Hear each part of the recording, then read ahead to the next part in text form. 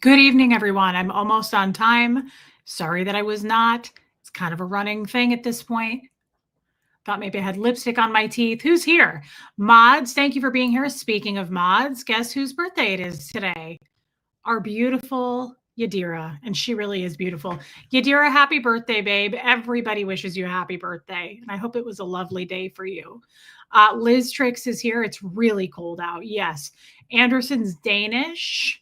Brandy, you're a fine girl. Puka Vista, I think I answered your email last night. I answered a lot of emails last night. Hey, Deanna Downey.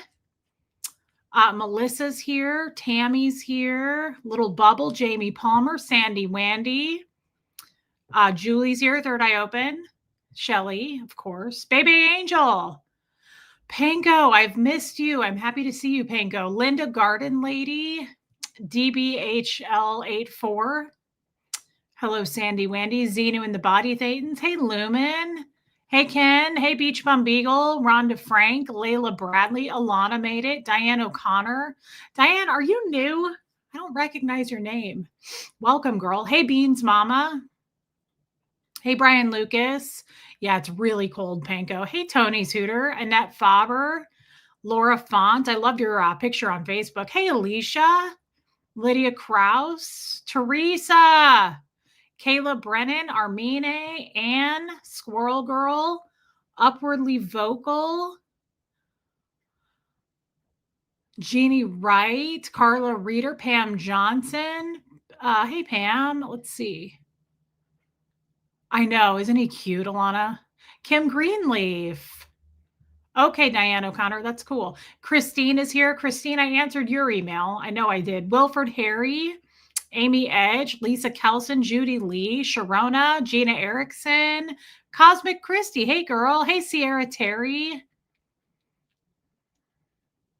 Sorry to hear that, Sierra Terry. Chow Yun Smuts. Good to see you, Cricket. Oh, thanks, Lisa. I washed my hair today. Hey, Riley's Human, A New Life Plan. Muffet Lou. Love you, Armine. Melissa, I'm really glad you made it, girl. Hey, Joanne Hawley. Is Yadira in here? I haven't seen her yet. Hey, Puka Vista. Mama Opal. Margie Barr. He does love that chair. It's so cute. I know. Is that so cute, Chow Yun Smut? He's looking at the tree. He's sleeping like that. He's asleep. His eyes are closed. Laura Font. I loved it. I thought that was a great picture. Deborah Davies. New to this. Is the entire show her reading out people's names? You must be brand new, like you've never been here before. No, we do a quick roll call, Deborah Davies, because I like to actually say hi to people. That's kind of the purpose of the channel, is because these people are people that I personally know, and a lot of them are friends, and I just like to give people a shout out and see them. They're my friends. Noelle is here. I did not cut my hair. No. I don't really do anything different to my hair. I've always had the same haircut for a long time. Sometimes I think about it, Noelle. Sometimes I'm like, should I do this? Like cut it like shoulder length? But then I think about it and it would take forever to grow it back. Like it would take a long time. That would take years. I know, Lumen, it's really cute. He does it all the time. Hey, I've got words. Yeah, Melissa. Noreen, it's been a long time. Glowing as always. Thank you, Noreen, and thank you for your super chat. This is that Lady Gaga lilac. This is the full one. The other day when I put it on, I already had makeup on and I just put it on top of my blush. Same with the eyeshadow. Both this and the eyeshadow today are just the full, there's no other makeup with it. I think I like it. It's very lilac-y and I'm enjoying that. Amy Edge, quit it. I was trying to scoot over that. Wow. Thank you, Armine. You look so pretty, almost like a princess. There's something special about you today, a lovely aura. Wow. Thank you, Armine. I think it's just that I took a shower and washed my hair. Usually I have really dirty hair with you guys. Linda G. I know. Isn't he cute? Laura Font. I don't want to hear it. It's usually like 30. Quit. You're exaggerating, Laura. No, Noelle, I won't. Helena. Beach Bum Beagle, I wouldn't, but people would hate me. People literally unsubscribe over roll call. People get so mad about it, they still leave crap comments. I know it's really cute, Muffet Lou. We love roll call. If you don't come back in 5 to 10 minutes. I love that, Alana. And some people do. It's very soft. Yeah, this is like it's like fur. I got this in the Anthropologie sale like 10 years ago and it was so cheap and I'm glad I did. You know what I wear this with? I wear it around the holidays with my plaid, what do they call that? Tartan or tartan plaid pants. This is so cute. And then I do it with a chunky loafer. Oh my God. Now, I'm not married anymore and I have nowhere to go, so I'm wearing it here. Thank you, Diane O'Connor. Aunt Nene Hobbs. It has been a long time, and I'm happy to see you. Thank you, Joanne Holly. Hey, Kimmy Steele. Galen. Happy early birthday, guys. Galen's going to be 63 tomorrow. I love that. I love that, Galen. Happy early birthday, and thank you for being a member, babe. Hey, Georgia Burke. Thank you, Beans Mama. Hey, Miss Weedy Poo. No, we can't make everybody happy, Brian Lucas. I tried the first year or so, and then I totally gave up and I said, I have a really good idea. What if we just give up? What if we just gave up? And I did, and I followed through with it, and I've never felt better. I thought I've got all these balls in the air. What if we just let them fall and give up on life? And that's what happened, and I've never felt better. Jennifer Folsom. I love that. Send me a picture of it. I need to see it. I did, Aunt Nene Hobbs. I hope you did too. Cosmic Chrissy. Loved roll call in school. Made an invisible kid feel seen. A lot of people love roll call because we're actually talking to one another. Do you know I worked for in senior living? And do you know there were like 3 top reasons that someone makes it to like their 90s or 100? I can't remember now. This was a long time ago. I don't even remember all 3. Guess what the number one thing was? Connection, talking to people, saying hello to them, noticing them, making them feel seen. That's how people live the longest. Do you know, working in senior living, how many people would come out of their apartments every day and come down to see me? Because I would go, hey, Alfred. I'd be like, hey, Edna. Edna was one of my closest friends there.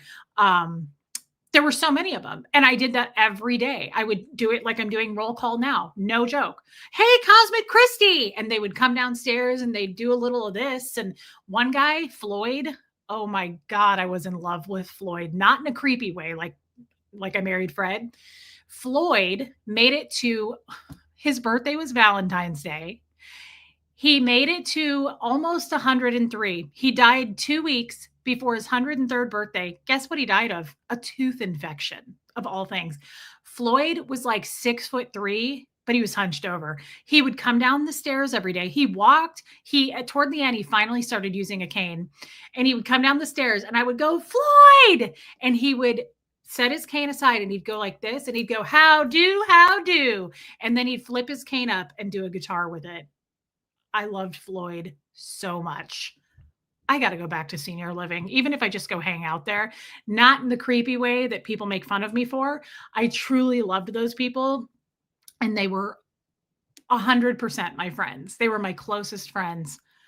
Thank you, Georgia Burke. What a nice thing to say. Thank you, babe. And thanks for being a member. I miss it. Jennifer Folsom, because I had the best Thanksgiving in 20 years. That's amazing. In 20 years? That's unbelievable, Jennifer Folsom. Dawn met her sister for the first time ever. That was her first Thanksgiving with her sister. She got to meet her. I love this for us. Hey, Chrissy, Never in Newton, Purple Ivy. Yeah, everybody needs to be noticed. Thank you for your super chat, babe. That's why I shout your names. You think we're all hard of hearing. That's what it is. We do love that you really see us and acknowledge us, Reese. It makes you so different from other YouTube channels because you're direct connections to us all. Teresa, that's why I love it too, guys. I get as much out of it as you do. Like, I realize there's some people who are like, ooh, she called my name. I don't want to miss anybody. I love, love, love. I say this 100 times. The reason I shout is because I feel like we're all in a big room. Hey, Allison Metcalf Palumbo. Hey, baby doll.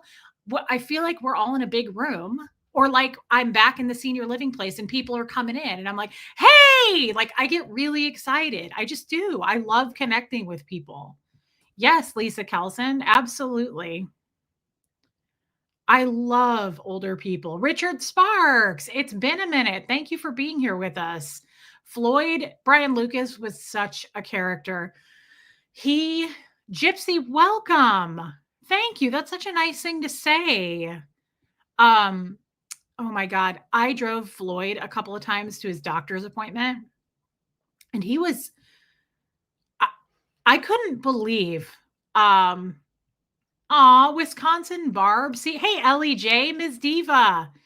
I used to dislike roll call, but it has grown on me. I enjoy it now. It's because I'm not sitting here like with a clipboard, like yelling your names. Like I really get excited to see you guys. I'm telling you, I wake up in the morning and think about you guys. I go to bed thinking about you guys. Like this is my life. It means everything to me. Robin Miners, I answered your email too. It's a lot. Anyway, Floyd, me too, Tammy. Hi, Better Days Now. Floyd, I drove him a couple times to his doctor's appointments. He was an interesting dude. He was married, but she passed away way before I ever started there. Hey, Nana of two, Joanne Ventrilla. And this was really sad. He told me in all these drives to his doctor, he was a pretty private man, but he told me he had no family. And they had one son, he and his wife. I think his wife was Helen, maybe. She was a school teacher. Thank you, Diane. Hey, Mama Smurf. And they had one son. He passed away like at the age of 5. It was really, really sad because Floyd loved kids. Shelly Kelly. And he worked on what did he do? He was an architect for the roads. Hey, Corsets and Curls, it's been a minute. Susie with an S. He worked on the roads. So when I would drive him around, he was like, I designed that. I helped build that. He was like an engineer. He was super smart. And he lived to almost 103. And if you guys let me, I really want to find a picture of Floyd and Huxley. So I used to bring Huxley to work with me a lot. Like in the summertime, I brought him during the winter time. Hey, Jolie. Oh, Jolie, that sucks. What a terrible time to be sick. Hey, SPTV Inc. Jenny, I love you, girl. Didn't you tell me you were selling your house? Let's see. How can I look at all? This is weird. Did you guys do the iPhone update? Like everything's different and I hate it. Can you guys, hey, Anita Card, Callie Galley, welcome, girl. Can you guys give me a second? Because I really want to show you a picture of Floyd and Huxley. If you're okay with it, I really want to show you. Just talking about it made me feel all warm. But I have to find it the old way because new life plan. Yeah, you're selling your house. I remember that. Okay. Is this Better Together? I think it is, but I can't remember. You change your name so many times, but I'm almost positive that's you. I worked in senior living too. They would come to my office and sing my name like they had climbed a mountain to see me because I would sing their names all over the buildings looking for them. It is so much fun. Oh, I know, Diane O'Connor. That's why I love older people. I think it's people take older people for granted so much. Imagine the things they've seen with those eyes and heard with those ears. Imagine the stories, the wisdom, the life lessons. It's unbelievable to me that people walk past them like wallpaper. I'm like, oh, that doesn't look good. I'm like, do you realize like that's the greatest generation? And once they're gone, they're gone. Like it's amazing to me. Thank you, New Life Plan. I was just venting about the iPhone update, not knowing how anything works. Me too. I don't get it. Hey, SJ. I want to find this. Oh my God. Speaking of old people, look at me kissing Fred. He was buttoning his top button. Is he so cute? Look at his ears. I loved his ears so much. Oh my God. Look at how cute. We were going to a wedding together. Oh my God. Look at his ears. Oh, I loved those ears so much. I would look at him and go, I love those ears. And he would go, oh, honey. It was so cute. Oh my God. Fred Harley. Mm-mm-mm. Okay, I got to find this. I wish I could show you I wish I was fancy enough that I could upload pictures on here and show you, but I don't know how. Do you guys mind me showing you on my phone? I don't know how to do it otherwise.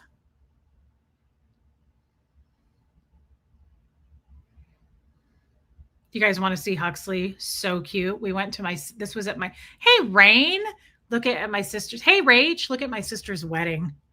Look at Huxley. That's my natural hair color, by the way. Hey, The Journey. Look at how cute my child is. Oh, Kelly Collins. Hey, Joe Virus. Chrissy Neverin. I do my 95-year-old step Graham's hair every week. Oh, it's so cute. I love that, Chrissy. Oh my God. It's so cute.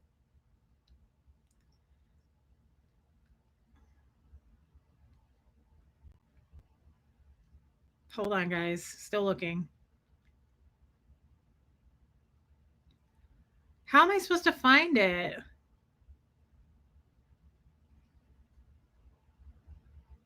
I don't know how to do anything. This makes me mad. I don't like the new iPhone. I feel like I'm missing. Hey, Abigail. I know Huxley was so cute, you guys. Oh my God. Look at his face. He looks like something out of a Nickelodeon show. Anna Banana. Oh my God. He's so cute.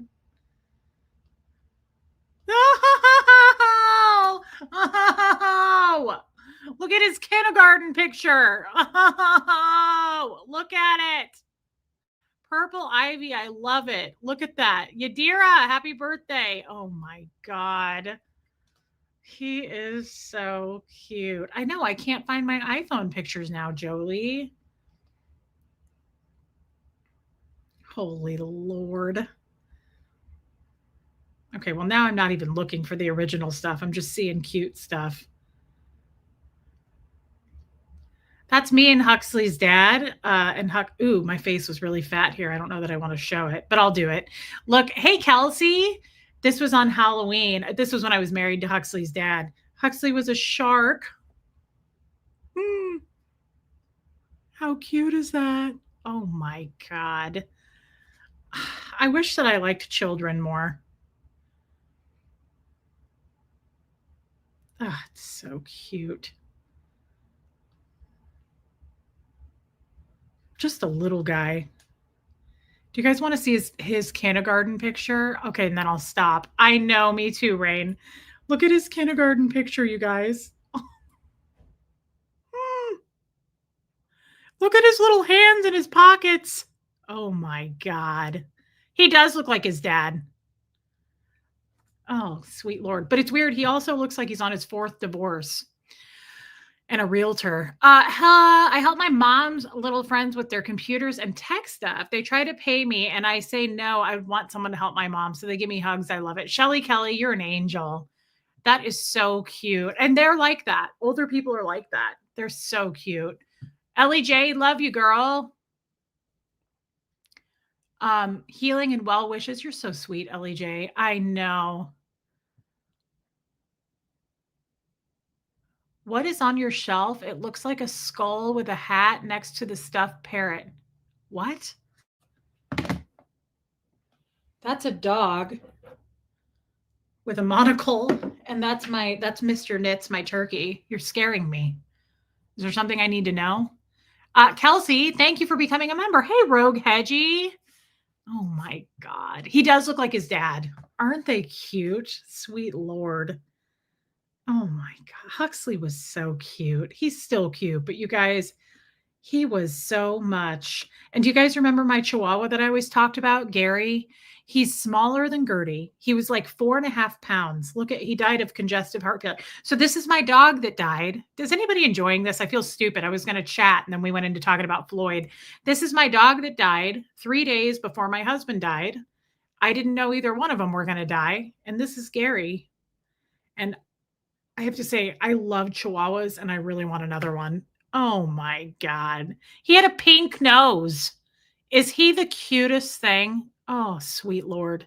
That is so cute. Huxley used to say his name like in SpongeBob. He would go, Gary. Yeah, that's Huxley's dad. He was cute. He has fangs. Look at his teeth. He has like vampire teeth.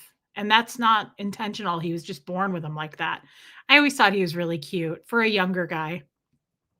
He did know he was smaller than Linda Baby Angel. How did I meet my first husband? Scientology. I met him when he was 9 years old. I was on staff.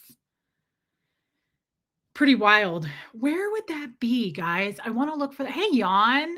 Oh my God. I know, SJ. Gary, he is cute, Kestrel. Hey, Kestrel.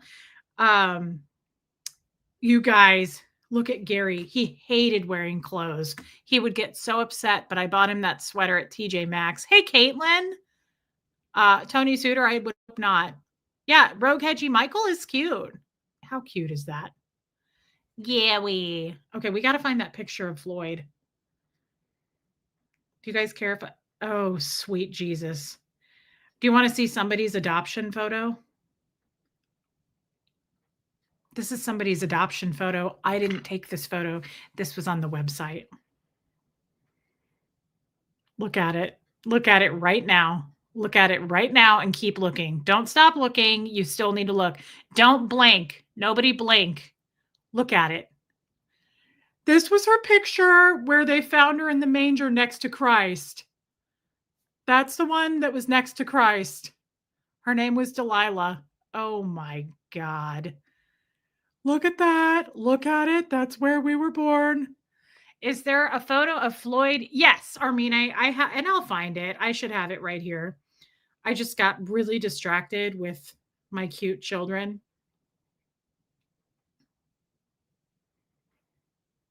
Is that the cutest thing you ever saw? It's too much, is it not? Okay, yeah. There's plenty of pictures of Floyd. Floyd and Fred. I got a couple here. You can tell because they have that classic old man khaki jacket on. You have to be in your 90s or hundreds to have that. Yeah, Teresa, she was. That's Floyd. Is he so cute in his newsboy cap? They were good friends. I know, SJ.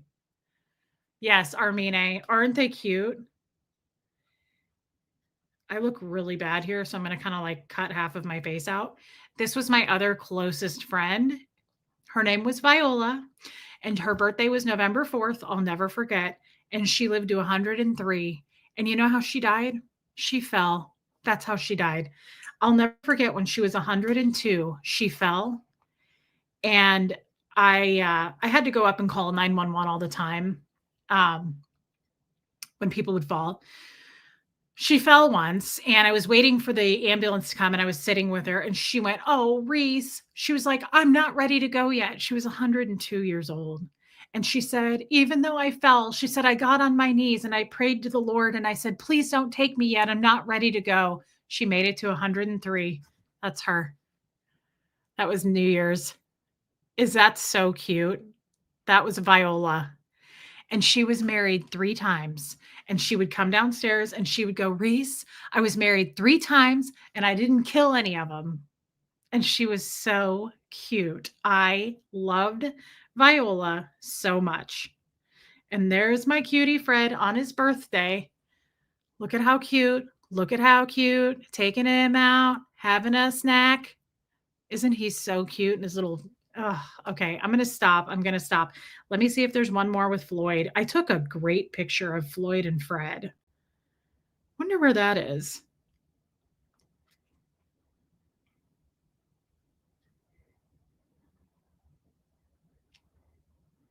I think this is such a good picture of me and Fred. Doesn't he look happy? We were at that wedding. It was so nice. Love those ears. Joanne Hawley,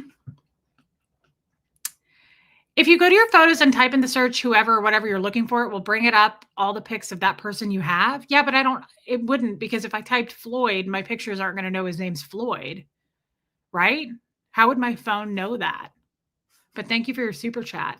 And right now I'm just looking at my Facebook pictures because I figured it would be easier to find it. Look at Viola, you guys. I look really bad in these pictures. Clearly, at my corporate job, I did not give a holy crap what I looked like. Yeah, Abigail, for sure. Hey, Quill TB, look at this cute, look at her vest that she knitted. Oh my God. Look at her face. Is that the cutest darling you've ever seen? She made it to 103. Her birthday was November 4th. Look at how cute she is. My mom used to send her cards. So cute.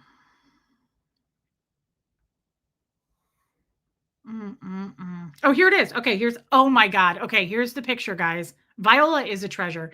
Look at this picture. I have 2 pictures of Floyd with Huxley. Look at this. Look at this. This was on winter break, and I brought him to work with me every day because I didn't have to, but he loved coming to work with me because they all loved him. Some of these people, you guys, didn't even have family that would come. Viola had 4 sons. None of them ever came to visit her. Look at Floyd and Fred. Floyd walked every day, and they would go for walks. Look at how cute. Look at that. Floyd and Huxley, I mean. Look at Floyd and Huxley. Floyd he was over 100 there. He was over 100 years old. He didn't even have a cane. Look at them walking. Is that the cutest thing you've ever seen? Oh my God. That is so cute. Tina Serlin, I love you, girl. Look at this one. This is where I think Floyd had a fall because he came back with a life alert and from rehab, and he had a walker. He had to use a walker for like a couple of months. Are they so cute together? Hey, Mike. They were so cute together. I loved those days. Hey, Vic Blair. Yeah, we had a party. There's me and Floyd. Aren't they? He's just so much. He's too much. Unfortunately, he was really tall. Hey, Candy's life, but I always wanted to stuff him in my pocket. Yeah, I love him, Teresa. I love, love, love older people. People like to make fun of me for that. There's Floyd and Fred and me. That was at a Valentine's Day party. Look at Floyd in his little red turtleneck. Are they so cute? Look at how cute they are. I cannot get enough. I can't stand it. Alicia, I really was happy in those pictures because those people. Oh, okay, and then we'll be done. I'm sorry, I really got into this. Hey, Mommy of Dragons. Thank you, Kayla Brennan. This is probably always going to go down as my favorite picture. I took this. I just walked out one day. I walked outside, and Fred and Floyd were sitting on the bench together, and they looked so cute. Is that the cutest picture? They look so sweet and adorable. Thank you, Susie. Is that just too much? Just 2 old guys. Now, how could you take that for granted? Like, the knowledge, the wisdom, the stories. Both of these guys are World War II veterans. Both of these guys were in the Navy. Floyd knew everything about the roads in Kansas City because he helped build them. Fred was an aeronautic engineer. Like, these guys were geniuses. How people don't sit and put your phone away and just talk to these people is unreal to me. And again, people like to make fun of me and, Anna Nicole, and you're so gross and you married an old man. It has nothing to do with that. I am deeply attracted to their souls. I love the women too. They are so smart. They know so much. They know everything. Pretty much they know everything. And one day they're just going to be gone. And it's going to be replaced with a different breed of person. And it's not going to be the same thing. Thanks, Tammy. Yeah, they're good looking, Noelle. Hey, Tampa B. Hey, brown spotted eagle. Yeah, we can SJ. I'm really Hey David Bruce, I'm really Carol Barnhart. I'm so glad. C. McCarthy, welcome. That Huxley honestly Huxley got to be a part of that and just means a lot to me that he oh my god, look at Viola. Sometimes you guys gumdrops, sometimes she would come downstairs in her nightgown and she wouldn't put her teeth in. Thank you, Janet. Grouchy Mama Bear, welcome. Again, I looked really bad in this picture. Look at her. She's holding Gertie. Hey, Justice, I took Gertie to work there every day because they loved her so much. Look at Viola didn't have her teeth in. Hey, Joel Sachs. I looked really bad. Don't be judging. Look at Viola. She didn't have her teeth in. Oh my God. Look at her. I loved taking pictures of these people with these people. Look at her holding Gertie. Look at Gertie. Is that so cute? Punky, it's so cute. Could be Janet. Oh my God. She didn't have her teeth in. And there's Fred and Gary. Fred loved animals. That's my cat that died. And her name was Carmela. That could be. What was my job there? I was the sales and marketing director. So I leased all of the apartments and kept the building full. And I did keep it full. I kept it on a waiting list, which was really good for me. I got really good bonuses every month. Hey, daughter of the king. I got bonuses every month for keeping it full. And this was my desk. That was my desk. Somebody made that. Gertrude, Gertie, Aruda, Trudy, actual boss. We called her Aruda. Somebody did. I think Huxley did that. That was Gertie every day at work. I brought her to work every single day. Is that the cutest thing that you've seen probably so far this year? Is that the cutest thing anyone's seen? That's right. That's right. Damn it. You used to go to work every day with your mom because you were born next to Christ and that was the plan. And you're too little. Everybody knows. Oh my God. Gert in a basket. Is that the cutest thing? It was not assisted living. It was independent living. Oh, Stephanie Lynn. I know, guys. There's a lot of memories there. There's a lot. No, I worked so it was independent living. So it was apartments for people 65 and over is what it was. I'm just looking to see we didn't forget anything that we really need to show. Probably not. I'll tell you what, when I quit, do you guys want to see a picture of me at work? Somebody took that of me and Gert. Again, don't look at my face, but I like to dress up fancy and I love vintage dresses. I got this at an estate sale. Look at it with my shoes. Is that fun? I might, Shelly Kelly. I don't know. That was me and Gert at work. I liked to look vintage because I fit in more. I don't remember what I was saying. It was my favorite time. It was definitely my favorite time. Here's me and Riva. Oh, this was my last day and it was so hard. That's me and Riva. Thank you, Lisa Kelson. I got that dress. It's really old. I got it at a estate sale. Riva was a hoot. Her apartment was across the hall from Fred, and she was so funny. There's me and Nancy. I was trying not to cry.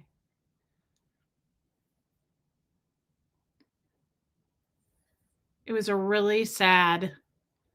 That was a sad day. I had a hard time quitting that job and leaving. Um, I work at a nursing home 17 years. I cook for them. Noreen, that's awesome. I love it. Riva was very spunky. Yes, Tampa B, I hope you're right. Thank you for your super chat, babe, and thank you for doing that. So I worked there. I was bawling, Shelly. And so what happened, you guys, is Meredith Lynn, do you guys want to hear this? This is not what I was planning to talk about, but that's okay. We can always switch over. Hey, Vanessa Winbury. My dad, my stepdad, who I live near now, he's a cattle rancher. Punky. That's fine. He's been a cattle rancher his whole life. He went to school. His dad died when he was 10. He put himself through school. He was dirt poor. Okay. Dirt poor. And I'm trying to make sure I get this story right because he didn't raise me, but he was telling me this the other day, actually, and some of the things I did know and some of the things I did not. He was 10 years old when his dad died. They were dairy farmers, and he helped after the dad died, but the mom had to sell the farm, and they moved to a tiny little house. And he grew up, put himself through college, got his master's in business, and he was he worked in the commodity, like trade business. And he did that for his day job, but then he started buying up land and he became a cattle rancher. And now he's bought quite a bit of land. Hey, just Jenny Stout, I mean. And so pretty much his entire life, he's been a cattle rancher, right? And he has chickens and he has hogs too. Well, he married my mom like 18, 19 years ago now. I think it's almost 20 years ago.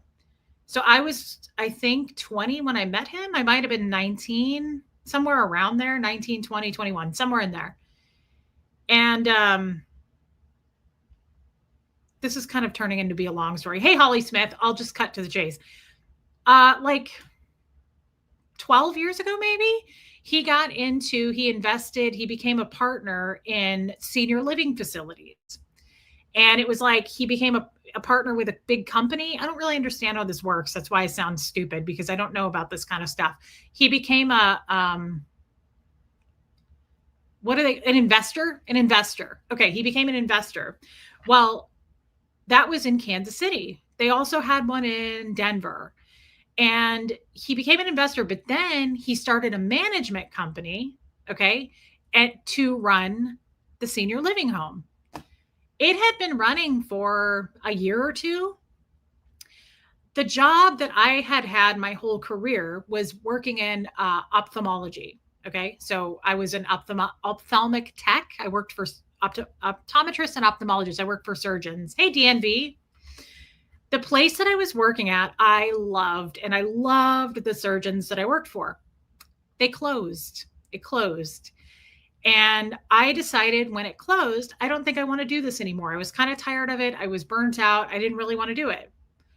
My stepdad said, I need somebody to work Sundays at the senior living home in Kansas City.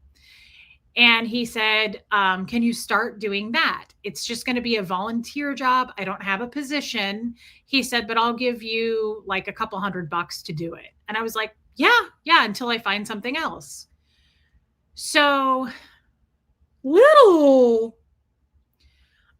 so he did that. And I did that on Sundays. And I got a part-time job in a magazine, funnily enough. And I worked part-time during the week. And then I worked Sundays at the senior living place. This went on for like 7 or 8 months. Okay. They loved me on Sundays. One, because nobody else had to work. I worked the front desk. I'd never done that before, but they loved me. It was like a huge hit. I loved going there on Sundays. I made friends with people immediately. Okay. It was my calling, I would say. And I worked at this magazine, which was weird, in Kansas City, but it was fun. It was a good job, and I made good money doing it. Hey, Annie Strews. Well, how how did that happen? They had a sales and marketing director. They asked, I know, they gave me a part-time job. Hey, Steffi Thie, I remember this now. He gave me a part-time job to work under the sales and marketing director to be a, what was it called? My title was a move-in coordinator. Move-in coordinator. And they said, we need you to do like tours of the facility. And then when somebody moves in, you're going to do the paperwork. Well, that kind of sucked. Hey, Mindy Doolin, because I didn't get any of the commission on it, which I was like, whatever. It was still a job and I was happy to do it. I loved it.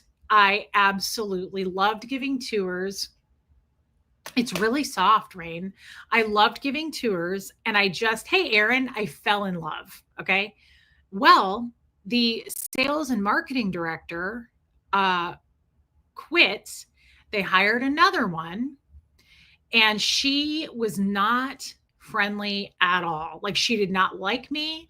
She did not like how good at it I was and how enthused. Like I loved going to work there every single day. Bye, Abigail. Hey, Angie Mo. This woman was not enthused about life at all. Lisa Tate. And she was, I really didn't, the only thing I didn't like about the place was the executive director and this woman were really close friends. She hired her friend, which I never think is very smart to do. It seems a little bit. Now, you could say, isn't that nepotism with your stepdad? Hold on, not really. Hey, Brian Boland. So she hired her friend, the ED, the executive director never really liked me either.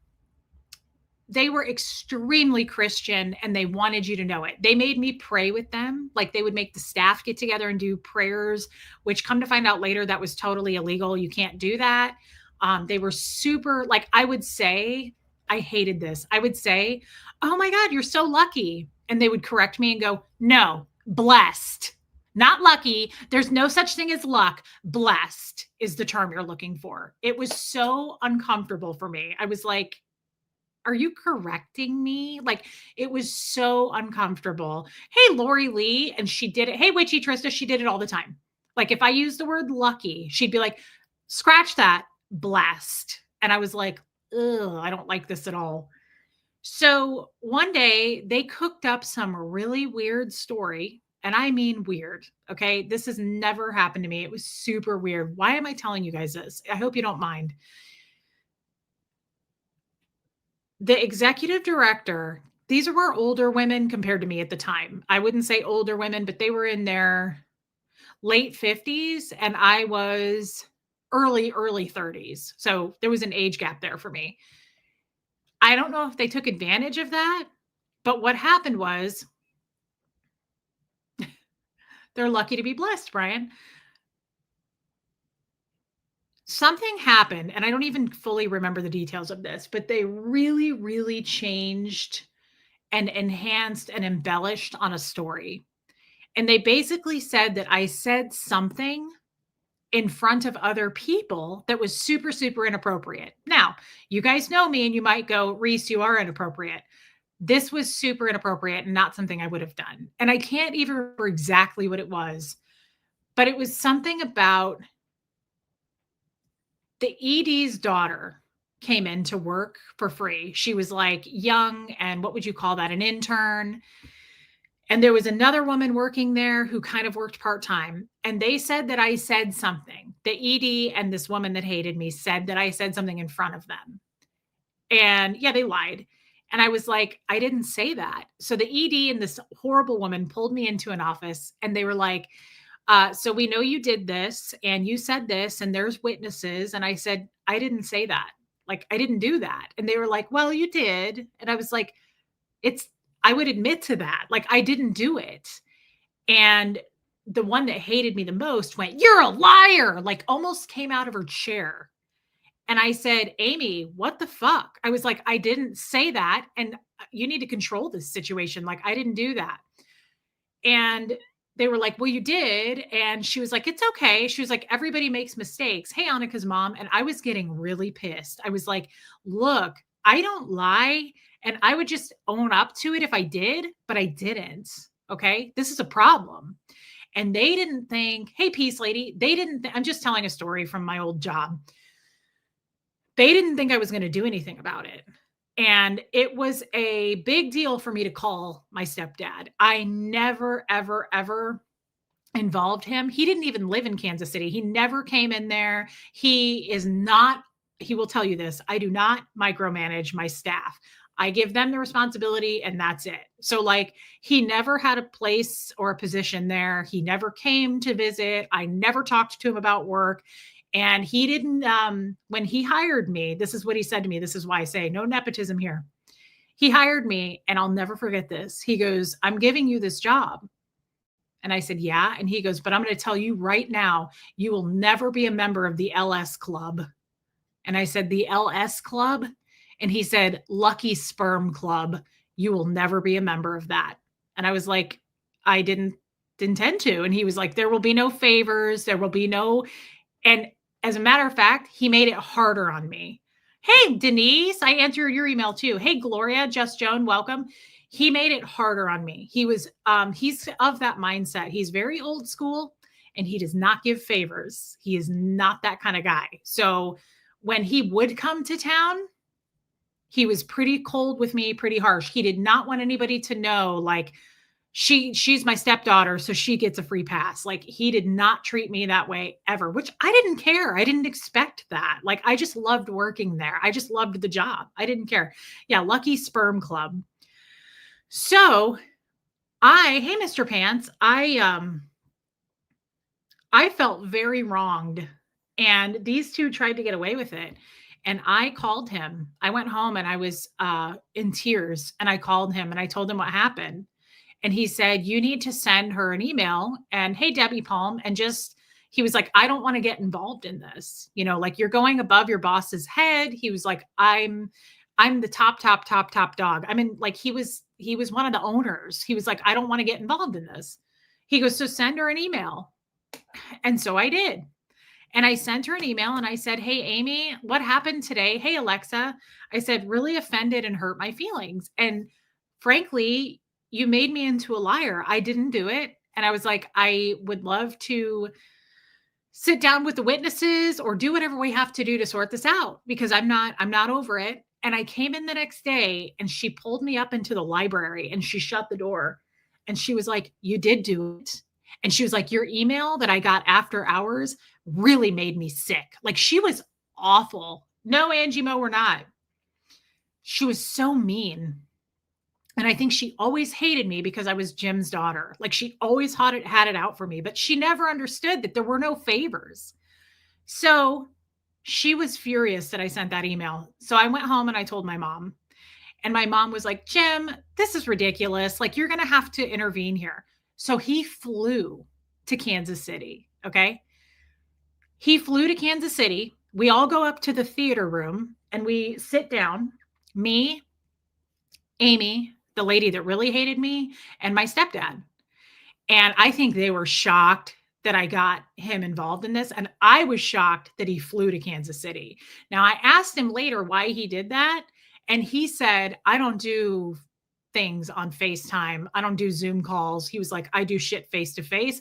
He was like, especially when it comes to business and especially when it's a he said, she said bullshit. He was like, I'm not doing that over the phone. I want to look at your face. And I was like, fair enough. Okay. So we all sit down and he says, he starts with me and he goes, tell me your version of the story. So I told him my version. He started with the lady that, and then he went to the lady that hated me. And she was like, well, first of all, like that's how she started talking. And I was like, this is not good. She was like, I'm sorry that you had to fly all the way here for this. She was so nasty, this woman. I was like, this is crazy. I know, Lisa Kelson. Then he got to the executive director, Amy. And it was, their stories were the same. My story was totally different. So then he said, okay, I want the witnesses, go get them. So I went and got both witnesses that they said in their story, right?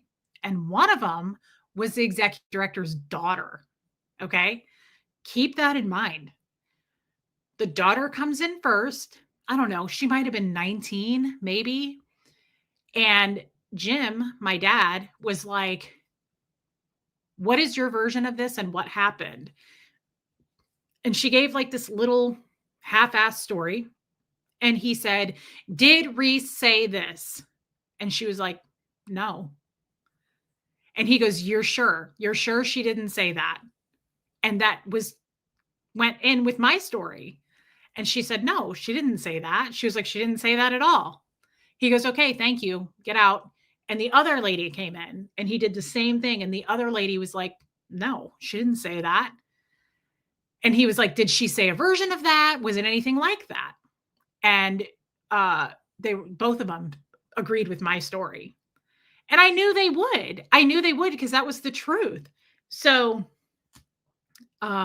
he looked at the lady who started the story and she said, I don't know what to tell you. She was like, they're lying. And I'll never forget. He looked her in the eye and he said, we can't go forward. We can't go forward. He was like, Reese, you need to step out. So I stepped out and he fired her. And the executive director was so pissed. She begged him after the girl got fired and left. She called him on his flight back to Tennessee and said, can you please call her and change your mind and get her back here? And he was like, don't ever fucking do that to me again. Like, I fired someone. We're not doing that. So they looked and looked to hire somebody to fill the position. Well, they did interviews, but they never hired anyone. They kept doing interviews. I kept doing my job as the move-in coordinator. Hey, Cheryl Ford. And I just kept one after the next doing tours and moving people in. That was the job. The job was to keep the building full, the sales and marketing director. So once about 2 months went by without filling the position, I got that building on a waiting list. Not only did I brought it, there was like, I think we were like 80% full. I brought it to 100 plus a wait list. And he called me and he said, I heard about your numbers. And I said, yeah, I love doing this. I was like, how many times have I told you? I love this job. I was like, I love moving people in here. I love the residents. And he was like, do you want the job? And I said, yes. So he flew back to town and he gave me the job and he looked the boss in the eye, the executive director. And this is what he said. And it broke my heart. It made me really sad. He said, she doesn't get any special treatment because of who she is. And she said, yeah, I know. And he said, you have my permission to fire her if she doesn't keep this building full. And I was like, was that necessary? Like, it didn't feel necessary to me to say that, like to make that point. But that's my point. There was no nepotism. He made things harder on me because of who I was. He did not make things easier. I never, ever got it easy working there. Never. And the cool thing was, though, never once after that day, I'm so proud of this story because it was my favorite job I ever had. And I worked there for 5 years. After that day, that building never fell below 100%. I kept it full every single, he's a hard ass. He is a hard ass. Absolutely. But I will tell you, he is a really good businessman. I walked the dog tonight and he just got out of the hospital, so he didn't walk with me. And I walked into the cabin where they live and he was sitting there in a chair and he had a pen. And I said, what are you doing? And he said, I'm filling out checks for everybody, Christmas bonuses for all of his employees. And he's got a lot of employees because he's got farms. And I said, that's nice. He is a huge believer. He's told me this as a businessman. He is a huge believer in bonuses every month, monthly bonuses. So he tells me all the time, as a business person who has staff, he said, people will work harder if you don't give them raises. The secret is not giving them a raise. The secret is giving them a monthly bonus. And he said, I'll give the janitor, he said, I'll give the guy who sweeps a broom a monthly bonus. Everybody gets a bonus structure, a monthly bonus if they hit their target. And he said, people work way harder and people are way more motivated if you give them a monthly bonus instead of a raise. And he did that for me. So every move-in, every person I moved in every month, I got a $400 bonus. And my average move-ins every month were like 6. So I was making my salary plus that bonus every month. I was making so much money. My biggest year that I made there. Now, this may not seem like a lot to you guys, but it was a lot to me. I made 54,000 was my gross income, and that was huge for me. Like I was so proud of myself that I made that kind of money. And I loved I worked he was right. He was absolutely right. I worked my ass off for that $400. Like I wanted it. I wanted it so bad. So anyway, that's what do you mean, Debbie P? He's a hard ass, but he's a hardworking guy. And you know what I love about him? He has built his empire. He has made his money, and it was never handed to him. It was never handed to him. He said that he and his mom and his sister lived in a one-bedroom house. The mom slept in the bedroom and him and his sister slept on the floor in the hallway. So he put himself through college. He got a master's degree in business, and he's very smart, very good with money. It's a lot to me too, Adventures with Beth. It's a lot of money. Helena, I bet that hurt, but he left zero room for someone to screw you over for being his daughter or pull that he said, she said nonsense.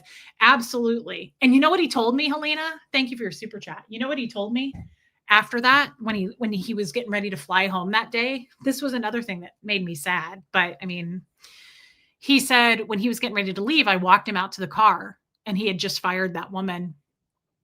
And he looked at me and it made me really sad. He said, "It was you I came here to fire."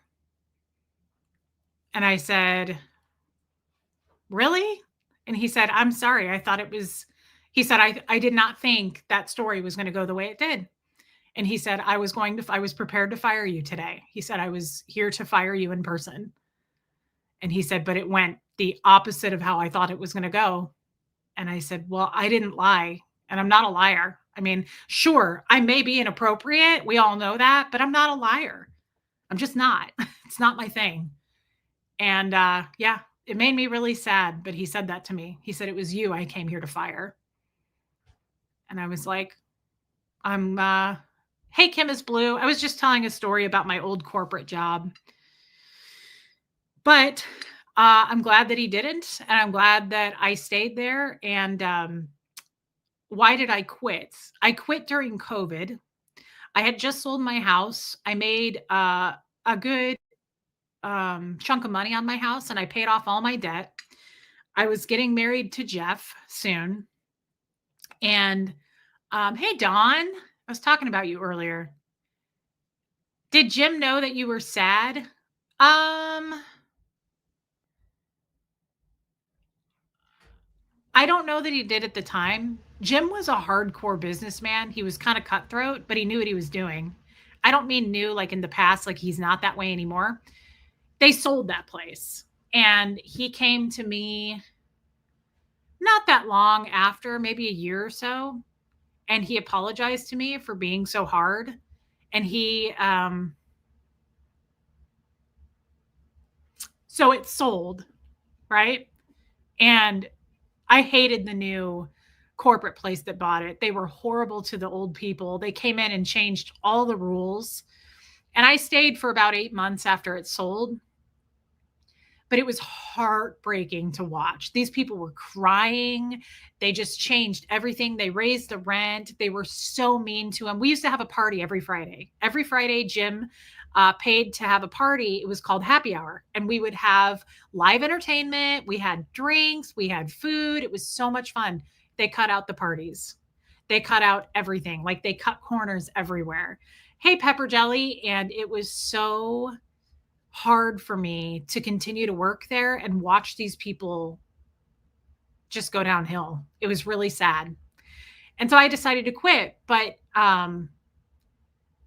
when I quit, when it sold, Jim, yeah, it's really cool, Rain Virus. He came and apologized to me, and he wrote a letter to me. Well, not to me, but for me. And it was a letter as the owner. It was a letter as the owner of the management company and a investor in the whole place. And he wrote this letter, and it was really long, and it was a letter of recommendation. And he said, how I started. He said, she started as a volunteer and it really didn't mean much to me. And he said, when we lost our sales and marketing director, I was really pressing to get a new one. And he said, but in the interim, she really spread her wings and really, really showed and proved that she could do the job. And he said, as a man in business who has had many businesses, he said she turned out to be the best sales and marketing director that I've ever worked with. And he said, one of my favorite employees I'll ever have. And he said, I'm so sad to lose her. And if I ever have a position open and available again, I would scoop her up immediately for it.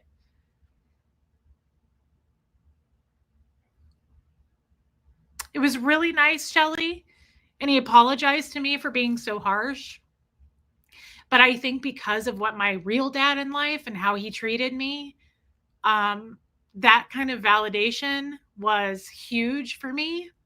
And it made me feel like, even though I don't have an education, I still am. I'm very embarrassed.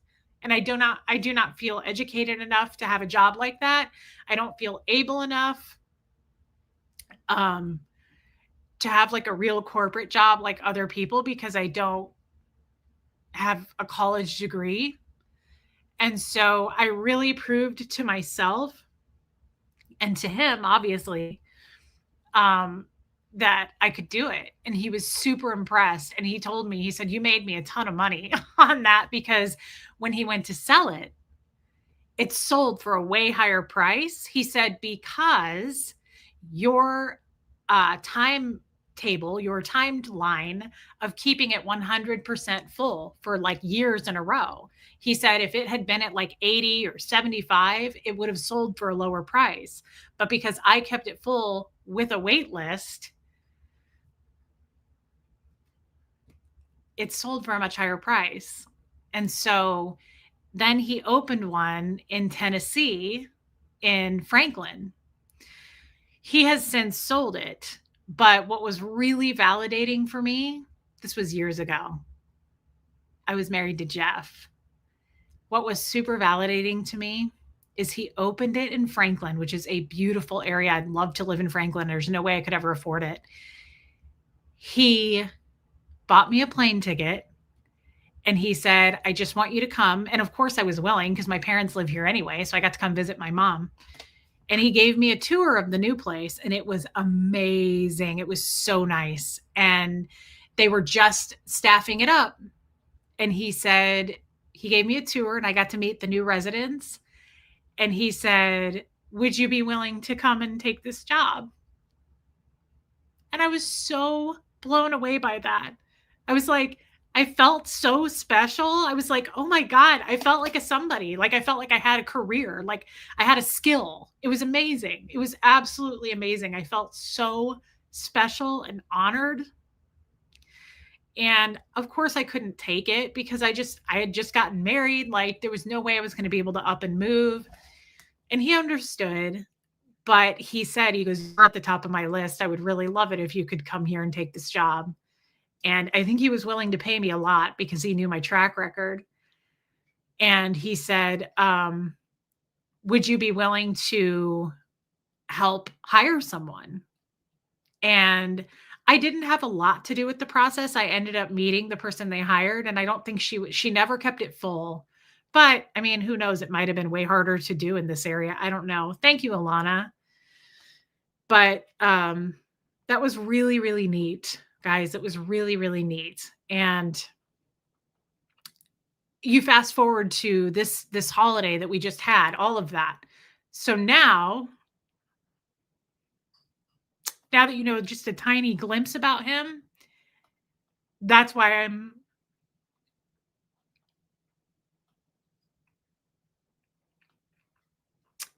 really grateful for him.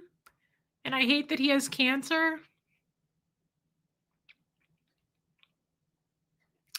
The name of it was, what was it called? Avenida Cool Springs. I think Cool Springs is what it was called, Sherry Davidson. I don't know if they changed the name because they sold it. Um, but he is a really, really special man. And I'll just say one other thing about him because this is really cool. And I was thinking about it the other day. Thank you, Joe Virus. Thank you, Tony. I hope and I pray at this point that he lives. I hope this is not our last Christmas.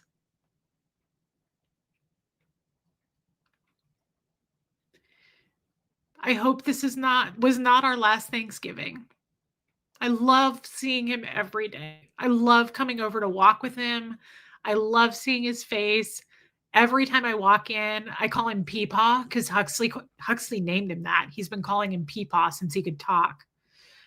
Hey, Stacia. And so I call him Peepaw. And I walked in tonight and I said, "Hey, Peepaw." And he was looking down at what he was doing. And he went, "Hey, Reese." He always looks so happy to see me. And of course, you guys know he can't talk. His cancer, hey, Charlotte, was in his throat.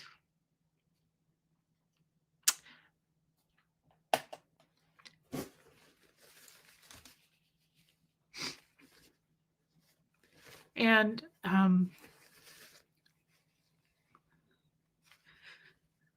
when they did the surgery last September, a year ago, I came down to be with my mom for it. It was at Vanderbilt. And when they did the surgery, they found more cancer when they went in to do it. And it was in his tongue. It was in his hyoid bone, and that's the bone that moves and controls the tongue. And they had to cut out a lot of his tongue. And I've never shared that with you guys. And that's why he can't talk, and he never will be able to. And he can't swallow, and he can't eat. And it's hard for me because he was such a huge businessman, and he still is. But he can't move his tongue. And he's on a feeding tube, and he has that. He just had it taken out, which I'm not so sure he should have done that, but he had a trach and he had it taken out.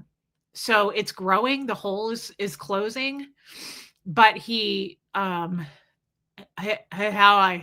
like, "Hi, I can understand him. I can understand him fine, but it's just hard. It's difficult to watch that. But this is why, guys, my mom said something to me today, and I said, "It's not a big deal." And she said, "Well, maybe it's not to you." And it wasn't a big deal. It was something that I left in Kansas City. Hey, Marlugo. I love you, girl. I answered some of your emails last night. It was something I had left in Kansas City, and she was not happy about it. And I didn't realize I left it. Hey, Silent Grief Talks. And guys, I'm going to read those super chats in just a second. I just wanted to get this out. And I said, "It's not a big deal." And she goes, "Well, maybe it isn't to you." And the way my view has shifted so much since I moved here, like going through Scientology, going through the Jesters, going through Jeff and the divorce, like it's not a big deal. Like, let's enjoy right now. Let's just be happy that like we're all together, that he's here, that I got to see my stepbrothers last week. His sons got to be here. Like, that's the kind of shit that lately I'm focused on.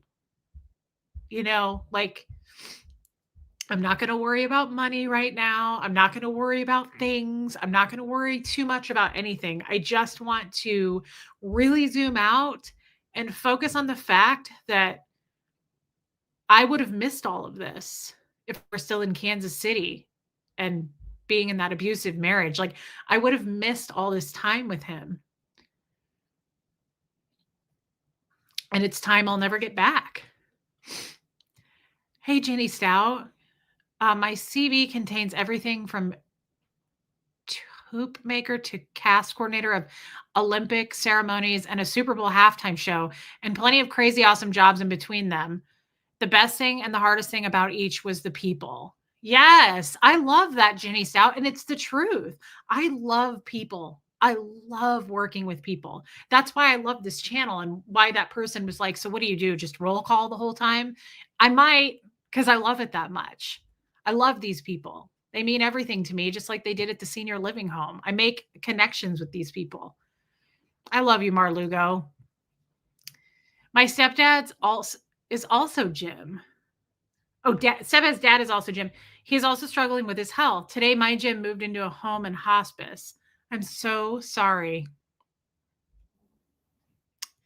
Aunt Nene Hobbs, that is so rough. Thank you for sharing that with us. I know that's hard. It's especially hard this time of year. I'm so sorry. I cannot tell you how many people I've seen on hospice that I had to say goodbye to. I've probably been to 100 funerals working in senior living, and they were all my friends. But I'm happy for them wherever they are now. Your priorities are in the exact place that you need them to be. And I am sure that he had your mom really appreciate you being, yeah, I love you too. I love you, Joel Sachs. I'm happy to see you. Thank you, Kim is Blue. Yes, I did, Kestrel. I said hi to you. But I wanted to tell you guys, just speaking of Jim, my stepdad, he is a hard ass, but he's also incredible. I will tell you, when I first met him, he had 3 boys, and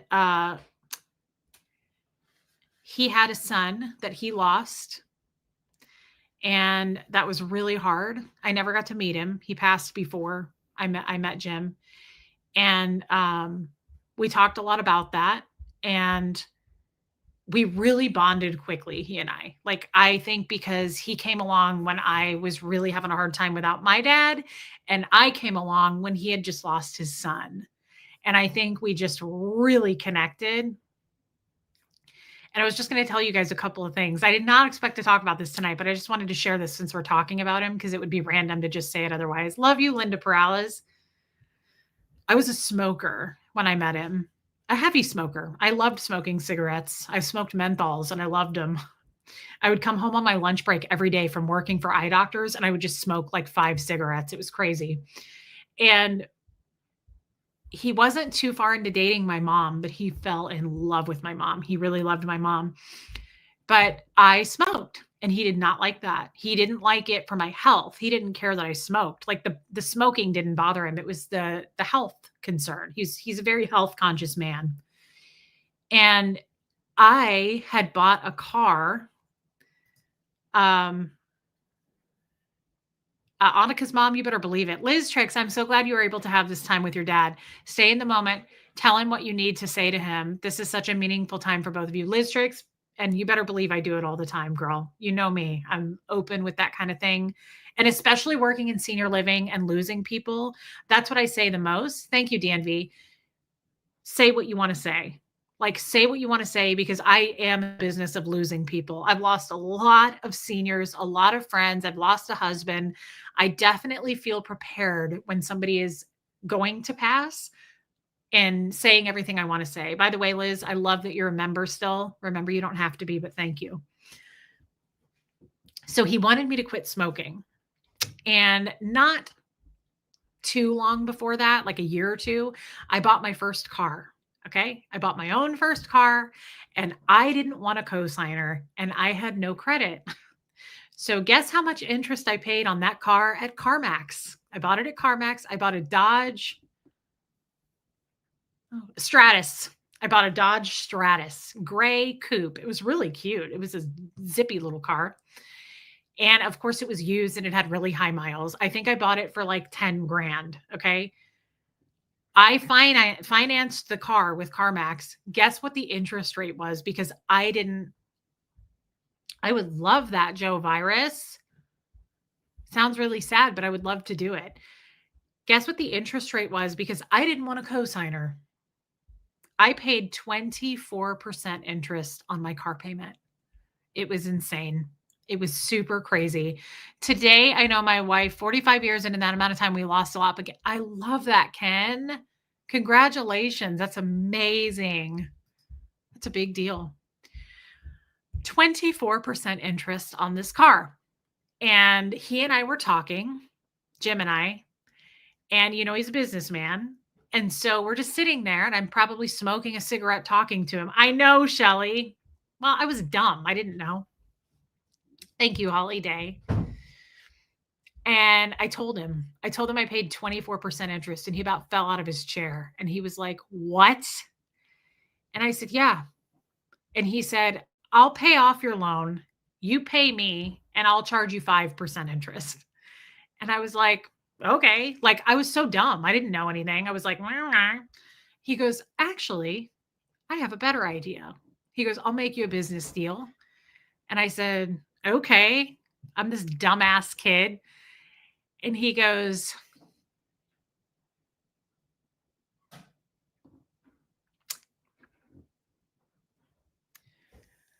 "Teresa, yes. Hey, Time Mark." He said, "I will pay off your car and you don't have to pay anything back if you quit smoking."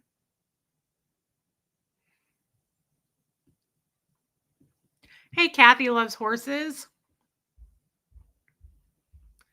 And I said, "Really?" And he said, "Really? If you'll quit smoking," he said, "it would be worth it to me to just pay it off."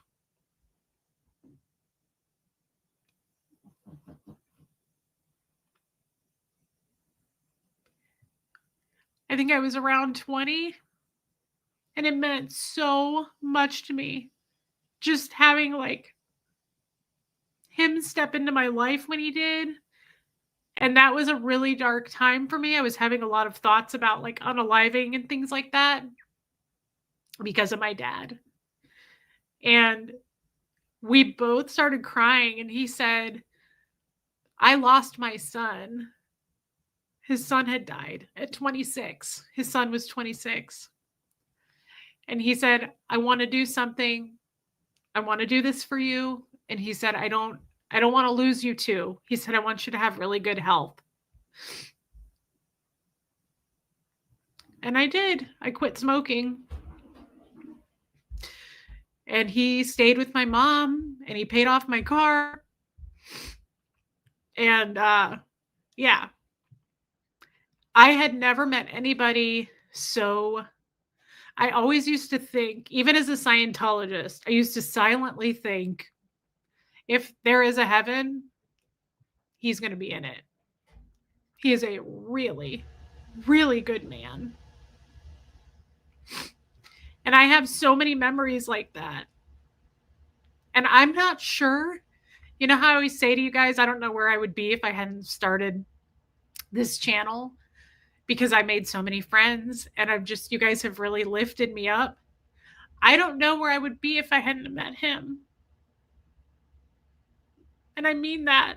I mean that so much. He stepped into my life at the exact right time. And I believe that we met each other at the right time. Like I said, his son had just died, and I had just lost my dad. And yeah, that's unconditional love for sure, Alana. It was absolutely an act of love that I had never felt. How did I quit smoking? I just quit. I absolutely quit. No one, but I was addicted to meth. I was on meth, and I just quit. I literally stopped. I did meth for 2 years, and I remember the exact moment I quit. I woke up one morning, and I looked in the mirror, and I was black under the eyes, and my face was really sunken. I had scabs all over me from picking. And it really wasn't that big of a deal for me to quit smoking. I mean, it was. I miss it. I still miss smoking, but I could never pick up a cigarette. I can't even be around the smell of it. It makes my asthma trigger. Yes, Holiday. We are more than lucky, blessed to have him, me and my mom. And so that's when I tell my mom, I realize, and trust me, I know this, okay? I don't want to downplay this. Hey, baby steps. I get that my mom, probably not Teresa, my mom is definitely going through taking the brunt of this, right? Like the cancer, the chemo, all of that. She's married to him. I'm not. It's hard on her. I get that. Some nights she doesn't sleep well because his trach, he doesn't breathe well sometimes. But what I said to my mom was, thank you, Jason P. This is now I can kind of explain this to you guys better now that you know a tiny sliver about him and how much he saved us. I say to my mom when she complains, and sometimes she does, right? I mean, it's okay. She's human. But I always say to her, Mom, treat Jim for who he is, not what he is. He is your husband. He is a powerful businessman. And he saved us so much. I will never, ever, ever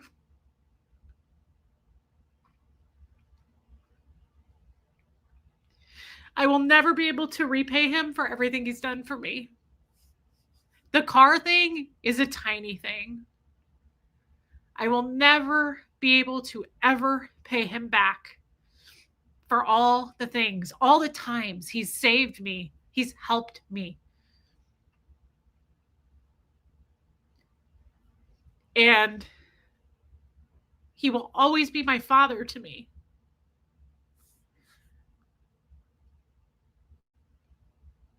But we have to treat him for who he is.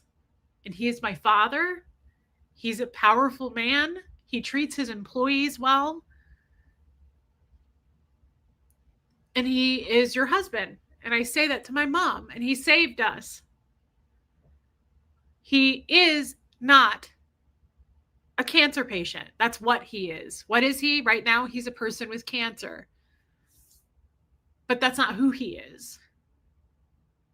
He may not be able to talk anymore, but he is incredibly powerful. And he still would do anything for us. And he tells me all the time, he says to me all the time, he's so glad that I moved here. I know that he's very grateful that I drive them to their doctor's appointments and that I come pick up my mom and I take her to lunch and we go to antique stores. Like my mom never got out of the house. My mom was 106 pounds when I moved here. She was 106 fucking pounds.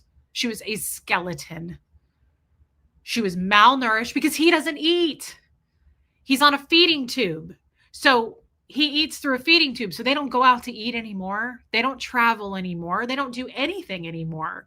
And I got here and she was eating like bags of M&Ms for dinner. Like she would just like snack on crackers. Hey, Hope between the dreams. And now she's I don't know how much weight she's gained, but I'd guess she's back to her normal. My mom's normal weight's like 120, 125. That's her healthy weight. And now we go do things and I come and pick her up. He doesn't go with us because he is super immunocompromised, right? But he loves that my mom can get out of the house now and I take her places.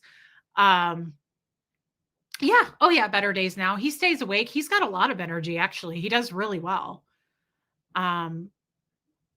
Yeah, Kestrel. I love that. And I'm sure was very grateful. But I know that he's grateful that I'm here just even for that because it helps my mom. And I go up there every day and we walk. And again, he hasn't walked because he was in the hospital all week last week and he's just kind of recuperating. I asked him that today. I said, are you tired from being in the hospital? And he said, yeah, a little. He said, I don't sleep when I'm in the hospital. So I have to say, that's like the one thing I haven't really shared with you guys because he's a private person. And, I don't think he would have minded that I did this tonight, but he is Hey, Reese, just wanted to tell you that you inspired me to make a podcast on Spotify dedicated to helping people overcome trauma. Wow, Lisa Tate, that's amazing. Good for you, babe. I love that.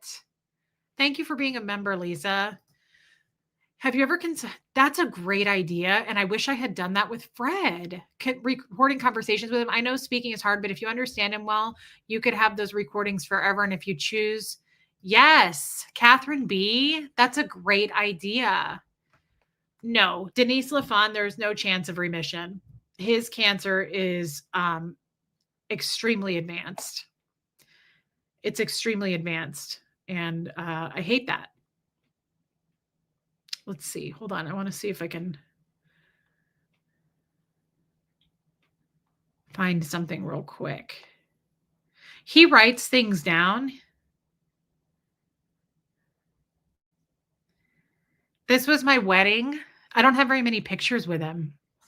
This was my wedding with Jeff, but that's him. And he looked so healthy here.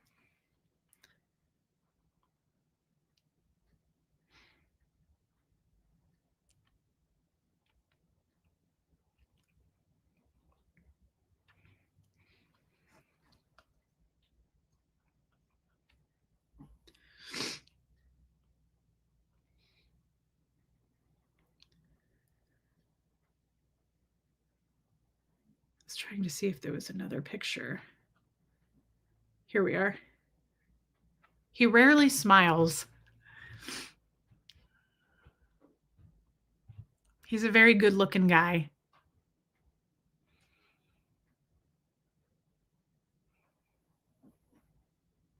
Hey, Allie.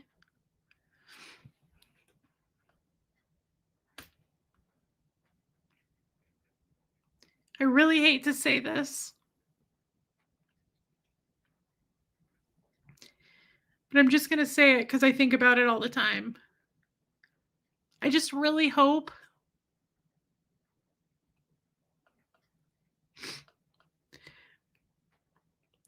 he's here next Christmas.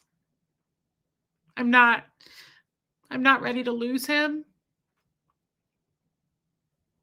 He kind of does look like the KFC guy. I'm not prepared for that. And I really hope that he's still here. Thank you, Margie Barr. But I think about him all the time. And I'm really, really happy that I live here. And I'm really happy that, it's one of those things when I do think about, I hope this is not our last Christmas. I just think, even if it is, I won't regret this. Like, I got here in time. I got to be here with him. I cherish every single day. I see him every single day. Do you know how much the words mean to me? Before I started this live, I just left their house because I go there every day to walk. And it means so, I hear myself say it in real time, and I always get so happy. I was walking out the door and I shut the door. And right before I shut it, I said, bye, Peepaw. And he said, bye, Reese. And I said, see you tomorrow. And I'm so happy every day I say that to him. I say, see you tomorrow, because I think I'm so happy I get to see him tomorrow. I'm so happy it's not like I'm just here and I see him once a week. I see him every day. And that means everything to me. Yeah, he's a good looking man. Yeah, Sophia. I'm happy that I worked in senior living, and I'm happy that I went through losing Fred because it prepared me. Like, when I do talk to my mom about it, love you too, Yadira. Happy birthday, girl. I at least can have a conversation with my mom because she's in denial. My mom can't talk about it. And I understand that. I've seen it 100 times. I understand that. But I think it's good. I think it's good to be able to kind of talk little by little about it to kind of prepare her. And hopefully we have years. But I will tell you that the doctors all say it's a very advanced, very rare cancer. And he is stage 4. And it has spread to his lungs. So yeah, he is a guardian angel. Absolutely he is. Yeah. Yes, Jason P. And that's all I can do. Like Jason P just said, love him unconditionally and relentlessly. Leave no doubts, no regrets. Yes. And I do that every day. And I say he is a true businessman. He has had so many companies. He has worked for so many companies. He always says to me like run the numbers, run the numbers. I'm like, I don't know what that means, but he is so good to talk to if I have business questions. If I had like when I was getting my health insurance, I didn't know how to do that. He helped me all through it. Catching up on 2X, but I love that top. Thank you, Marlugo. I got it in the Anthropologie sale years ago, and I'm so glad I did. I was saying it looks so cute with plaid pants and a loafer this time of year. It's really cute. Thank you for your super chat, Marlugo. He is a wealth of knowledge when it comes to money, budgeting, uh, any of those things, numbers. He's just really, really helpful. So I love sitting down and talking to him. Yeah, better days now. That's not a bad idea. Sorry, Linda Perales. It's a sad story, guys, but it's an amazing story. And the man, thank you, Hope Between the Dreams. The man totally changed our lives. He totally changed our lives forever. I mean, he's absolutely amazing. He's changed Huxley's life. He's helped me. He matches it and he helps me put money away for college. He puts more money than I do, but I put money away for Huxley's college. Uh, he puts money every Christmas. That's a Christmas gift. He does that. He puts money away he wants Huxley to go to college. He's a huge believer in education. And I think that's one of the reasons I was so blown away and validated by his letter of recommendation and just his words to me, because he doesn't really hire people that haven't gone to college. He just doesn't. And so I was floored that I got that sales and marketing position. And he said that I was the best one he had ever had. And so yeah, Kim is blue. It was amazing. It was absolutely amazing. So, my mom was an amazing businesswoman. She spoke 7 languages and held multiple degrees. It was really hard to watch her decline. Rain, I am so sorry. I am so sorry, girl. That's amazing, though. That is so amazing. I think people who speak many languages, that is so cool. It's so admirable. I just find that very fascinating. Hey, Barbara, wait, but I am sorry you lost your mom, Rain. Kestrel, too. I can't imagine. That's not something you'll ever get over.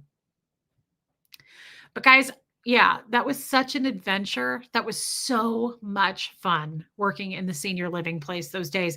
And it was more fun, I think, because I wanted to make him proud. It was not just a job to me. It was like I felt like I had that weight on my shoulders of like I have to make this place do well. I have to. Like I want to impress him. He gave me this job and he said, feel free to fire her if she doesn't keep it full. I mean, he's a businessman. He's very cutthroat like that. But I didn't end up getting fired and I ended up being amazing at it. And it was so much fun. And I made so many friends. It reminds me of this channel. It reminds me very much of this channel. Thank you, Pause for Andrea. Hey, Iwa. It reminds me of this channel because I made so many friends in senior living. I hate it when people make fun of me for marrying Fred, but I mean, I'm pretty much over it at this point. It's so unoriginal. No, he doesn't watch my lives. He doesn't have social media. He's never done anything like that. He's very old school. He's very proper. Oh, Marlugo, thank you, babe. Sending you and your dad hugs. Thank you, Marlugo. I love you, girl. It's very kind of you. Those were the best days, though. It was so much fun meeting all those people and becoming such good friends with all of them. I mean, all of my closest friends were in their late 80s into the late 90s, and some were centurions like Floyd and Viola, and they were my closest friends. I would go up after I was done working, and I would sit in Viola's apartment for an hour. Sometimes I'd even go get dinner, and I would bring it up and eat with her. Like I would go get us some Cracker Barrel because she loved Cracker Barrel. and I would get us food, and I would go up and just sit with Viola for a couple hours if I just felt like I needed to be set straight with the world. Go sit with a really old person, and you would be amazed at the things that you learn and you absorb and the lessons, the teachings, the stories, the love stories. My God, I would go up and sit and one of my closest friend, her name was Dee, and her husband Albert passed away, but they had the coolest pictures from when they were young. It was like in the 30s, and she had so many stories about Albert and just the love stories of marriages that lasted. Like Fred. Fred was married for 72 years. I had one couple, Ray and Dolores. They celebrated their 75th wedding anniversary there. It's unbelievable. How is Huxley taking it? Hey, Nikki Hatfield. How is Huxley handling it? He's actually doing pretty good. He's doing pretty good. He's the same as me. Huxley is a very, though, the glass is half full kind of kid. He's very positive and he's just happy. He's very, very happy to be spending that time with Jim. And Jim and Huxley love watching football and baseball. So Huxley goes up there all the time and watches the games with him. And it's Alicia. For a nice mom-daughter lunch, my arms are around you, Reese. I love you, Alicia. Thank you for that. That's such a nice thing to say. Thank you, Alicia. You're a true friend of mine, and I appreciate that so much. That's a huge super chat, girl. Thank you. It was really, really kind. The older we get, the more our priorities become clear and no time for BS. Barbara Waite, I think that's so true. Muffet Lou, this was a great story, Reese. Makes me love you all that much more. Thank you, Muffet Lou. Hey, Bo Beats. Tony, so glad you have an example of a good father. Thanks for this live. Love you. Thank you, Tony Suter. He is a great father. I just don't talk about him much. Thank you for your super chat. Hey, Diane. Again, because I don't want to share too much, but I also think it's spreading love, and I think that's okay. And I don't think he would be upset about that. He's an amazing man, but he makes you work. Like he is not. I mean, I don't have any idea. I don't know anything about money. I don't know any of that. I don't know anything. But I know this. He has said to us as us kids, he has said, even 10 years ago, he said to me, when I die, you'll never see a dime of my money. And I always, every time he said it, I was like, I never expected any. I don't expect to. And he was like, you'll never see a dime of it. And I was like, okay, I'm not even your real daughter. Like, I don't expect anything. And he said, he goes, that money is to last generations for Huxley's kids' education. And he says, it's only for education. I want every dollar that I have left when I die to go to education for our family. That's his choice. It's his money. And I don't feel entitled to it in any way. And I don't even know if there's any to be had. But I like that he has it set as education. I'm telling you, he has a college fund for Huxley that I put money into. But he is very serious about people having to work for their money. He does not believe in people just getting money handed to them or inherited or however that works. And that's how he was when I worked for him. You will not, he said, you will not be a member of the Lucky Sperm Club. I mean, he's a hard ass. He's a hard ass. But I also believe that's the people who have a lot of money, wealth in this country or all around the world. That's why they're wealthy, because they work really hard for it. It wasn't handed to them, and they have rules. They have set rules. I could never have money. Holy shit. I would be so bad if I had a lot of money. I would be like, here you go. Here you go. Here you go. I'd be throwing out money at people. I love giving people money. I love giving people good tips. Like, I absolutely would be bad with money. There's no way that I could actually, what I'm saying is wealthy people are wealthy because they hold on to their money. I just don't think I would be able to do that. I wouldn't spend it stupidly, but I definitely love giving people money. It makes me happy. I think it's a good thing, especially people who need it. I think it's amazing.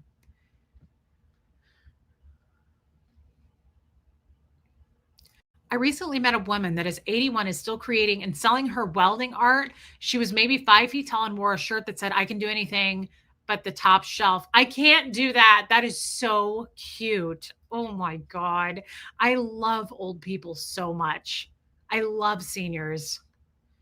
Love that, Reese. We set up a foundation of my husband's father. We had 3 to 4 scholarships a year. There you go. That's probably what he's doing. Tampa A, that's amazing. I would go broke. Yeah, Lisa, I would. A true man of integrity, peace lady. Rain virus, yeah, I would give it out. Bo Beats, rewinding to the beginning. Have a great night. I'll love you, Bo Beats. Thank you for your super chat, babe. And think how many animals I would have, Helena. No question. Thank you, Justine. He is incredible. I'm glad that I shared that. I'm glad that we talked about this tonight. That was not what I was going to chat about at all tonight. I think it started with Floyd. Did it? Is that what we were talking about? We just started talking about the senior living place. So I want to say I'm sorry that we went into that, but I don't think I should be sorry. It was a lovely story. And honestly, it made me really happy to go back there and relive it. What? There's like a car out there. Is that the delivery truck? I think it is. Why would I know that, honey? I'm live. It was like a truck that just pulled in. Like I was out there and like I was hitting like the lights. There was like a light coming up here. Are they still here? Huxley? I don't know. Let me see. That's a little scary. We live out in the middle of nowhere. Let's hope it's not someone here to kill us. There's a truck sitting there. There's a truck sitting there? Headlights right there. Go look at what kind of a truck it is, Hux. All right, I'll go out there then. I mean, I can't see it. I'm trying to see it from the window. Why don't you just scare the ever-living right out of me? Hey, Trisha. Oh, Bobo. What? This is the problem, though, with teenagers. Like, we mumble a lot, and I will be like 2 rooms over, and he's like, I'm like, what'd you just say? I think somebody's here. I think you gotta cut the show. Like, you have like you're gonna have to get your gun or something. I don't know. Huxley, that's the most ridiculous thing I've ever heard. Well, Mom, somebody's here. So if there's somebody here, you don't shoot them, son. No, Good Lord. Well, no, I'm not gonna shoot them. But like, okay, guys. On that note, come inside, you know. They're not gonna come inside, Hux. There are cars in the world and people, and they're not all. It's like 9 o'clock or whatever. I don't know. It's 7:13. He just said it's 9 o'clock. It's 7:13. It's probably not a bad person. They left? Whatever. I guess yeah, it's fine. Okay, so they're gone? Yeah. What were they doing?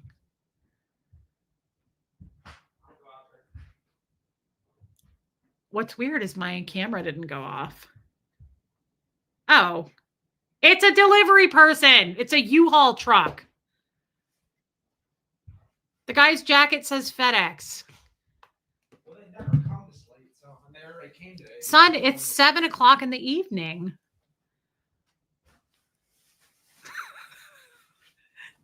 He's worse than a girl. Nothing. You had me really kind of freaked out. But then I came back down to earth and I thought, what are the chances that we're actually going to be Jeffrey Dahmer right now? Low, incredibly low. Son, I had a whole thing going on. I was feeling all warm and in the moment. Hey guys, real quick before I go, do you remember Amber's glass? Look at what she sent me. Remember her?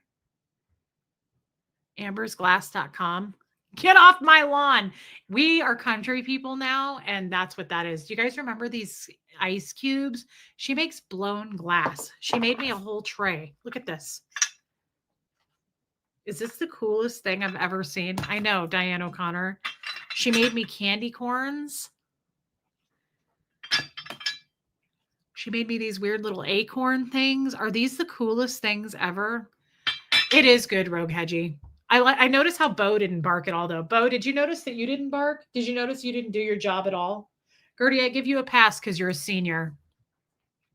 Lisa Kelson, they're amazing. From someone who had their first holiday without their dad and their fur baby and first dad's birthday without them, the material things don't matter. I don't remember none of that. Yeah. I remember my father's face throughout the years. That is a beautiful thing to say, Marlugo. And it's the truth. Guys, in the end, thank you for your super chat, Marlugo. I love you. But in the end, Marlugo is absolutely right. Today, and every day, when I walk into the door of their cabin and I go, hey, Peepaw, and he looks up and goes, hey, Reese, I love it. That's the thing that Marlugo is talking about. That's what we remember. Huxley, are you alive? Huxley? What? Were you abducted?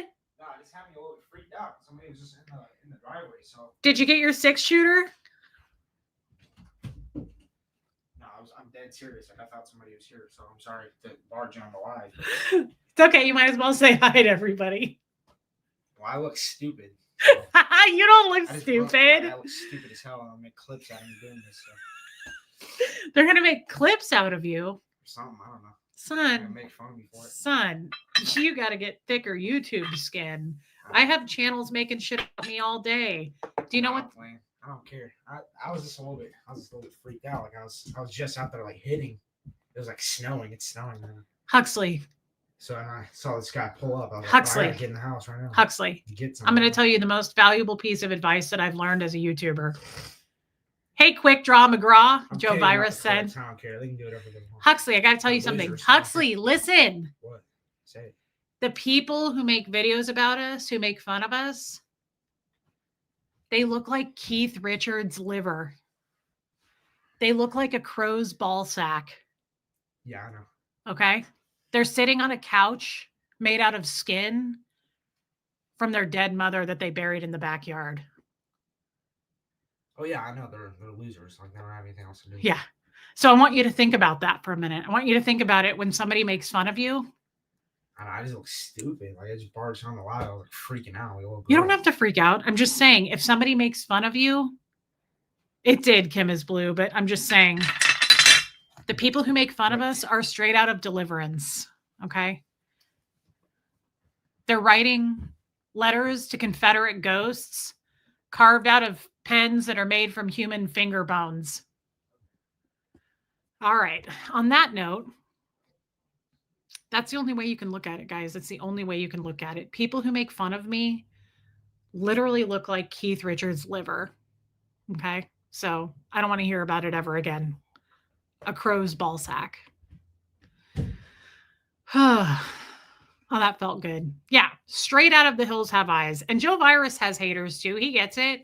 The people who make fun of us are the ugliest people you've ever seen. What?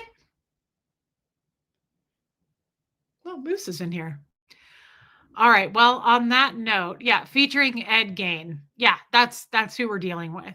Yeah, we're absolutely dealing with someone who has like a shrine above their toilet of Jeffrey Dahmer. Okay. So that's probably true, Joel Sachs. I'm just saying, guys, like, I don't think about my haters at all, ever. I don't think about them anymore. I just think about they look like a crow's ball sack. Who cares? These people are the ugliest human beings, the ugliest of ugly. And they're sitting on a couch made out of skin because they murdered their mom and buried her in the backyard. Okay? That's all there is to it. Now, do you feel sad? Do you feel upset? You don't, do you? You're welcome. You feel better about it. That's true too, Joe Virus. Absolutely. Hey, Ev Barney. Thank you, R. Baker. Mulsey.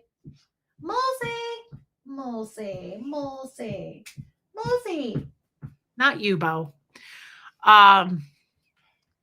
Yeah, Rain Virus. Absolutely. He is very protective, Huxley, and I love that too, E. Garrett. Well, on that note, Zoe, we're ending it off, but you have a good night. Yeah, they have a couch made out of old pizza boxes and tissues, 100%, and a little bit of skin, a little bit of human skin. They're probably in a skin suit made by Buffalo Bill. Huxley, stop. Oh, tell Huxley we think he's a hero. Yes, hope between the dreams I will.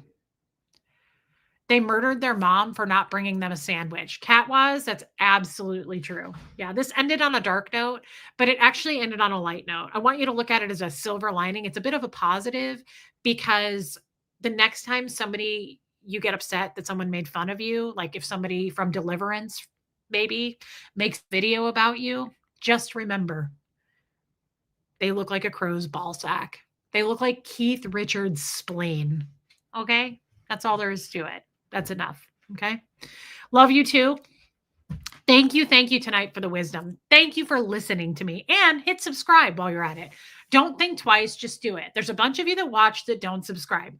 One person hit subscribe. I want somebody to subscribe. Okay? Quit dicking around. Yeah, Tony Suter. Bo is going to have a talking to. I love you too, Zoe. Richard Sparks, I love seeing you. Guys, thank you for listening to me tonight. Thank you for your super chats, your wisdom above all. Thank you for your memberships, and I love you guys. I love you, Joe Virus. Let's talk about that. Sharon HL, I love you, girl. This went from touching and sweet to weird and hysterical. Diane, we have to do this. We got to go into the weeds. You got to lighten the mood, girl.